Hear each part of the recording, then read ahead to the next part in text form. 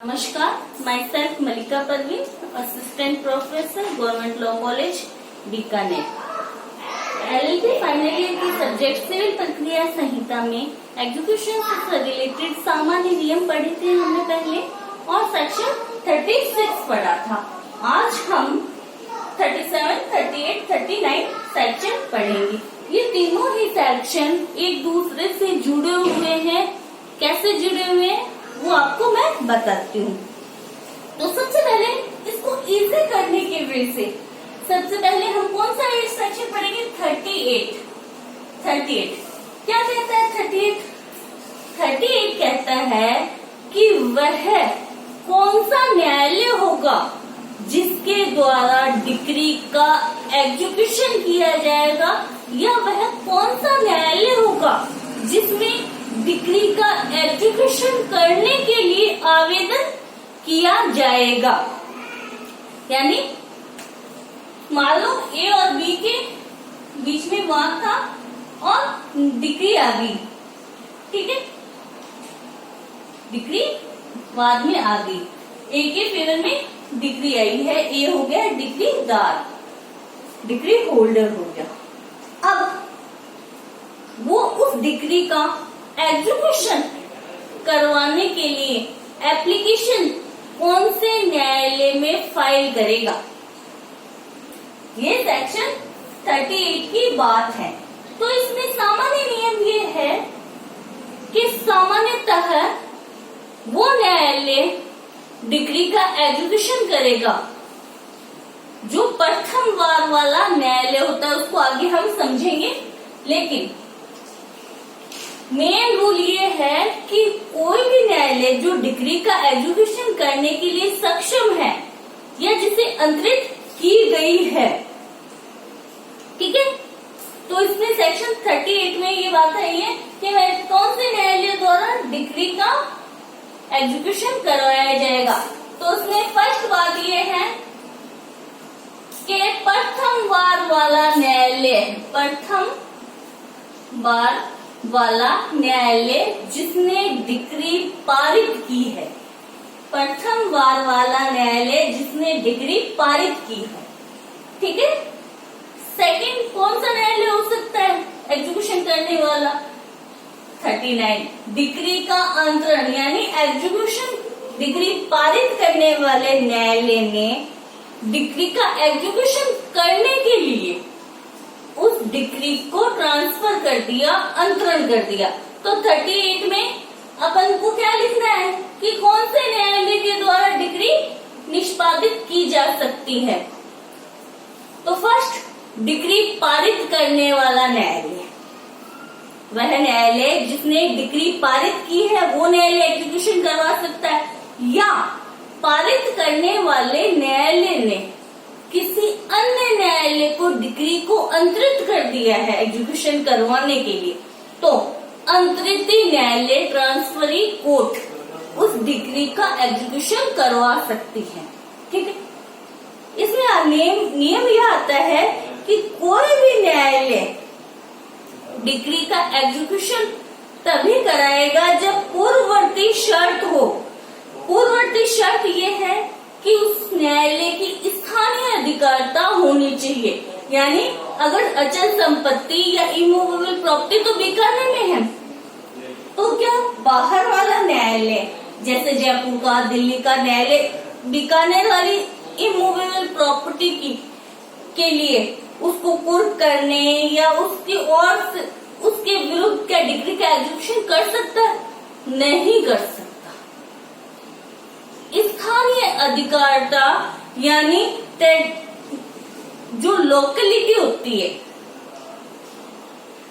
जिस स्थान पर संपत्ति है उस स्थान पर डिक्री का एग्जीक्यूशन उसी न्यायालय द्वारा किया जाएगा। यानी डिक्री का एग्जीक्यूशन करने वाले न्यायालय में स्थानीय अधिकारता विद्यमान रहनी चाहिए, ठीक है। ये कोई भी न्यायालय जो डिक्री का एग्जीक्यूशन करेगा उसकी पूर्ववर्ती शर्त है कि उस न्यायालय में स्थानीय अधिकारता विद्यमान होनी चाहिए। लेकिन इसके भी एक दो अपवाद हैं। फर्स्ट अपवाद ये आता है कि कोई अचल संपत्ति है, इमूवेबल प्रॉपर्टी है, और उस प्रॉपर्टी को मॉर्गेज किया हुआ है, तो उस मॉर्गेज का इन्फोर्समेंट करवाने के लिए न्यायालय ने डिक्री पारित की। इन दोनों के बीच में वाद है। प्रॉपर्टी कहाँ पे है? बीकानेर में है। ठीक है, प्रॉपर्टी मॉर्गेज बीकानेर में की हुई, बंधक मॉर्गेज बंधक रखा हुआ है। तो बाहर वाले न्यायालय ने, मान लो ये एक बॉम्बे में रहता था, एक दिल्ली में रहता था, प्रॉपर्टी क्या है? बीकानेर में थी। वाद क्या है? चाहे दिल्ली में चला चाहे बॉम्बे में चला, उसने एक डिक्री पारित कर दी। तो ये एक अपवाद है कि यहाँ पर स्थान मॉर्गेज का इन्फोर्समेंट करवाना है, तो वहां पर स्थानीय अधिकारिता होनी आवश्यक नहीं है। सेकंड अपवाद इसका आता है, कोई लोक सेवक है, रेलवे का कर्मचारी है, या कोई सार्वजनिक अधिकारी है और उसके वेतन की कुर्की करनी है, डिक्री आई हुई है, उसका वेतन, उसकी सैलरी को अटैचमेंट करना है, कुर्क करना है। ठीक है, तो अब कोई भी न्यायालय उसकी सैलरी का अटैचमेंट कुर्क कर सकती है, चाहे वो अधिकारी उस न्यायालय की स्थानीय अधिकारिता में रहता हो या नहीं। मान लो बीकानेर न्यायालय ने डिक्री पारित कर दी कि इस अधिकारी के वेतन की कुर्की करनी है, तो बीकानेर न्यायालय जिसने डिक्री पारित की है, वो न्यायालय उस डिक्री का एग्जीक्यूशन करवा सकता है, चाहे वो अधिकारी बॉम्बे रह रहा है, दिल्ली रह रहा है, कहीं भी रह रहा है। लेकिन ये दो अपवाद हैं। ठीक है, नेक्स्ट आता है कि अब मैंने 38 में दो बातें बोली कि वह न्यायालय डिक्री का एग्जीक्यूशन करा सकता है। डिक्री पारित करने वाला न्यायालय, यानी जिसको प्रथम बार वाला न्यायालय बोलते हैं, प्रथम बार वाला न्यायालय डिग्री पारित करने वाला न्यायालय करवा सकता है, या जिसको अंतरण करने के लिए भेजिए। तो 38, 37 और 39 से जुड़ी हुई है। 38 में बताया कि कौन सा न्यायालय डिग्री का एग्जीक्यूशन करा सकता है? डिग्री पारित करने वाला न्यायालय करवा सकता है, या जिसको डिग्री अंतरित कर दी गई है एग्जीक्यूशन करवाने के लिए, तो वो न्यायालय, दोनों ही जुड़े हुए हो गए। अब पढ़ते हैं 37। डिग्री पारित करने वाला न्यायालय कौन सा समझा जाएगा?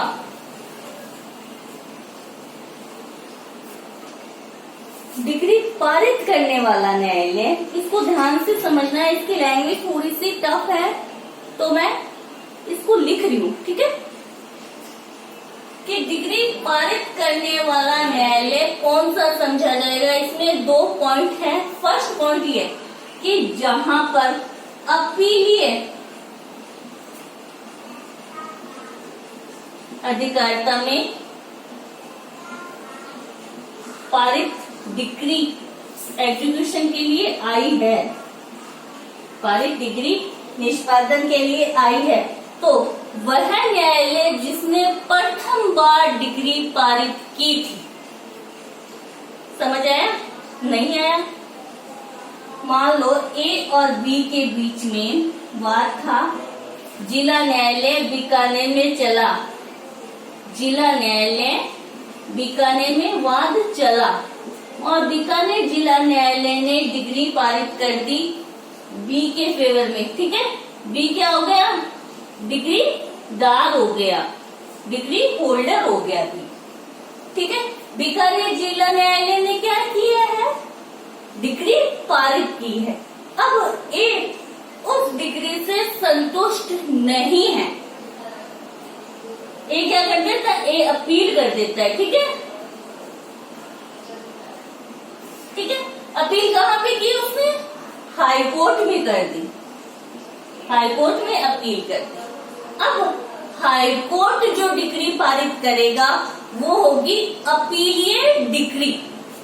ठीक है, हाई कोर्ट ने क्या पारित की? अपीलीय डिग्री पारित कर दी। ठीक है, अब ये डिग्री क्या हो गई? अंतिम हो गई। डिग्री आ गई ए के फेवर में, अपील में डिग्री पलट दी गई, उलट दी गई, ठीक है। अब डिग्री किसके फेवर में आ गई? ए के फेवर में आ गई। अब ए जाएगा एग्जीक्यूशन कराना चाहेगा, अपील में उसके फेवर में डिग्री आ गई, अब वो डिग्री को लेके तो नहीं बैठेगा, तो कौन से न्यायालय में वो डिग्री के एग्जीक्यूशन के लिए आवेदन करेगा? तो मैंने यहाँ पे लिखा कि अपीलीय अधिकारिता में पारित डिग्री अगर एग्जीक्यूशन के लिए आती है तो एग्जीक्यूशन का आवेदन कौन से न्यायालय में करना होगा? प्रथम बार वाला न्यायालय, यानी डिग्री पारित करने वाला न्यायालय। तो यहाँ पर आवेदन कहाँ पे करना होगा? एप्लीकेशन कहाँ पे लगानी होगी? बीकानेर जिला न्यायालय में एग्जीक्यूशन के लिए एप्लीकेशन लगानी होगी। आई होप समझ में आया होगा, और अगर नहीं आया है तो आप कमेंट करके वापस पूछ सकते हैं मुझसे। प्रथम बार वाला न्यायालय कौन सा न्यायालय होगा? फर्स्ट बात, डिग्री पारित करने वाले न्यायालय को डिफाइन किया हुआ है यहाँ पर। तो डिग्री पारित करने वाला न्यायालय कौन सा होगा? फर्स्ट पॉइंट ये है कि अगर डिग्री अपीलीय अधिकारिता में पारित डिग्री का एग्जीक्यूशन करने के लिए करवाना है तो एग्जीक्यूशन का आवेदन कौन से न्यायालय में लगाया जाएगा? प्रथम बार वाले न्यायालय जिसने डिग्री पारित की थी, ठीक है। सेकेंड पॉइंट आता है इसका,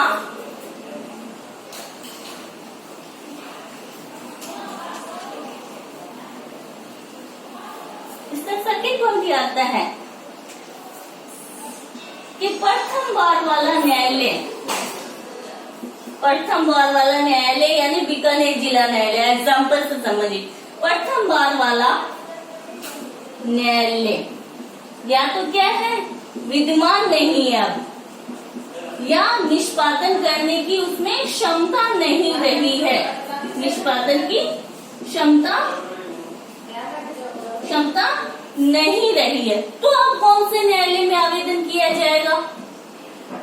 डिग्री पारित करने वाले न्यायालय। फर्स्ट पॉइंट समझ आया। सेकंड पॉइंट कि अब प्रथम बार वाला न्यायालय तो रहा ही नहीं है, या उसके निष्पादन करने की क्षमता नहीं रही, तो फिर आवेदन कौन से न्यायालय में किया जाएगा? ध्यान से सुने कि जो डिग्री आई है निष्पादन के लिए, जो डिग्री निष्पादन के लिए आई है, अगर निष्पादन के आवेदन करने के समय वो वाद लाया जाता जिसमें डिग्री आई है, जिसमें निष्पादित होने वाली डिग्री आई है, उस वाद में अगर वो वाद आवेदन करने वाले दिनांक को कौन से न्यायालय में संस्थित किया जाता?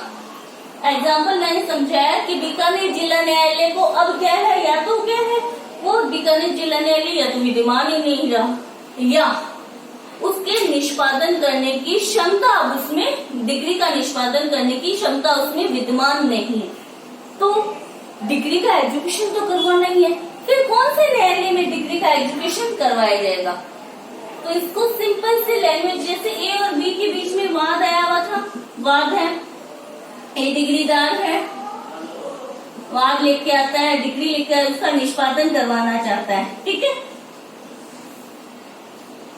डिग्री का निष्पादन करवाना चाहता है, लेकिन प्रथम बार वाला न्यायालय विद्यमान नहीं है या उसके निष्पादन की क्षमता उसमें नहीं रहेगी, तो फिर वो कौन से न्यायालय में आवेदन करेगा? तो जिस दिन मान लो 1/1 और 2018 को इन्होंने वाद किया था और उसमें ये डिग्री आई है और निष्पादन के लिए वो आवेदन कर रहा है 20 को, ठीक है। तो अगर जिस दिन निष्पादन के लिए उसको आवेदन करना है उसी दिन अगर वो कॉज ऑफ एक्शन वाद उस दिन ही उसको संस्थित करना होता तो वो कौन से न्यायालय में करता? एग्जाम्पल बीकानेर न्यायालय, जिला न्यायालय को तो अब नहीं रही, तो वो नोखा कोई भी अदर जो भी न्यायालय जिसमें वाद सुनने की क्षमता सक्षम होता, जो वाद सुनने में, वाद को निपटारा करने में सक्षम होता, उसी न्यायालय में निष्पादन करने के लिए आवेदन दाखिल किया जाएगा। समझ आया? या उसके निष्पादन करने की अब उसमें क्षमता नहीं है। तो निष्पादन का आवेदन, ध्यान से सुने, निष्पादन का आवेदन उस न्यायालय में लगाया जाएगा जिस दिन निष्पादन के लिए आवेदन किया गया है। वो न्यायालय उस वाद को, जिसमें डिक्री पारित की गई है, वाद को सुनने के लिए सक्षम होता, तो वो न्यायालय उस डिक्री का एग्जीक्यूशन कर सकता है। ठीक है, आई होप समझ आया होगा। अगर नहीं समझ आया तो प्लीज आप कमेंट करके दोबारा पूछ सकते हैं मुझको। अब आता है नेक्स्ट 39। 39 ये कहता है डिक्री का अंतरण। डिक्री का अंतरण क्या होता है कि या तो क्या है 38 में बताया कि डिक्री पारित करने वाले न्यायालय द्वारा निष्पादन करवाया जाए, या जिस न्यायालय को डिक्री अंतरित कर दी है निष्पादन करने के लिए, तो उस निष्पादन करने अंतरित न्यायालय द्वारा डिक्री का एग्जीक्यूशन करवाया जा सकता है। तो 39 में डिक्री का अंतरण किया क्यों जाता है?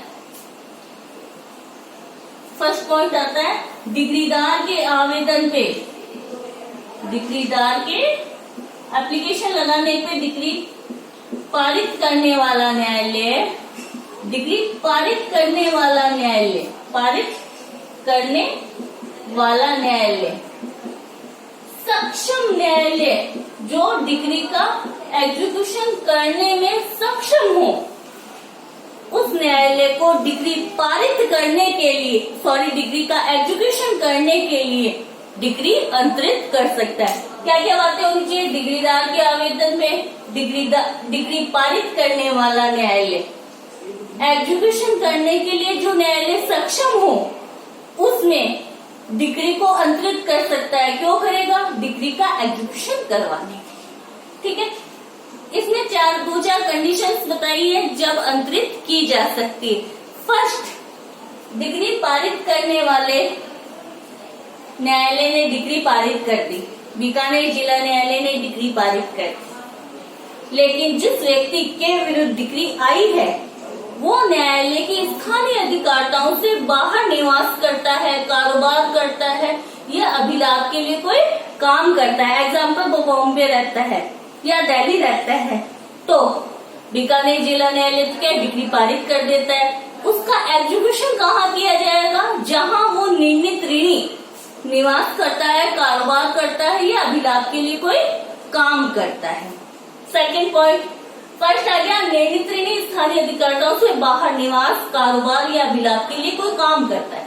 सेकंड पॉइंट, निर्णीत ऋणी की संपत्ति, यानी उसकी संपत्ति के विरुद्ध एग्जीक्यूशन करवाना है डिक्री का, तो निर्णीत ऋणी की संपत्ति डिक्री पारित करने वाले न्यायालय की स्थानीय अधिकारिताओं के भीतर नहीं है, अन्य स्थानीय अधिकारिताओं में है। मान लो निर्णीत ऋणी से बॉम्बे में, बीकानेर में रह रहा है और बीकानेर जिला न्यायालय ने डिक्री पारित कर दी कि ए के विरुद्ध डिक्री का निष्पादन करवाया जाए। अब ए की संपत्ति बीकानेर में नहीं है, तो न्यायालय डिक्री को एग्जीक्यूशन करवाने के लिए जहां निर्णीत ऋणी की संपत्ति है वहां पर अंतरित कर। थर्ड पॉइंट आता है न्यायालय डिक्री पारित करने वाला न्यायालय ऐसी संपत्ति की कुर्के के लिए डिक्री पारित करता है जो न्यायालय की स्थानीय अधिकारिताओं से ही बाहर है। फर्स्ट पॉइंट में निर्णीत ऋणी बाहर रह रहा है, सेकंड पॉइंट में निर्णीत ऋणी की संपत्ति बाहर है, थर्ड पॉइंट न्यायालय ऐसी डिक्री पारित कर रहा है, ऐसी संपत्ति के विरुद्ध डिक्री पारित कर रहा है, कुर्क करने की डिक्री पारित कर रहा है जो स्थानीय अधिकार, अन्य न्यायालय की स्थानीय अधिकारिताओं में विद्यमान है। या फोर्थ पॉइंट यह है न्यायालय को डिक्री पारित करने वाले न्यायालय को ऐसा कोई युक्ति या अन्य कोई कारण लगे कि इस डिक्री का एग्जीक्यूशन करवाने के लिए डिक्री को अंतरित कर दिया जाना चाहिए, तो भी न्यायालय डिक्री पारित करने वाला न्यायालय उसको निष्पादन के लिए अंतरित कर सकता है, सक्षम न्यायालय। ठीक है, तो इसमें एक पॉइंट आता है कि न्यायालय सक्षम कौन सा होगा?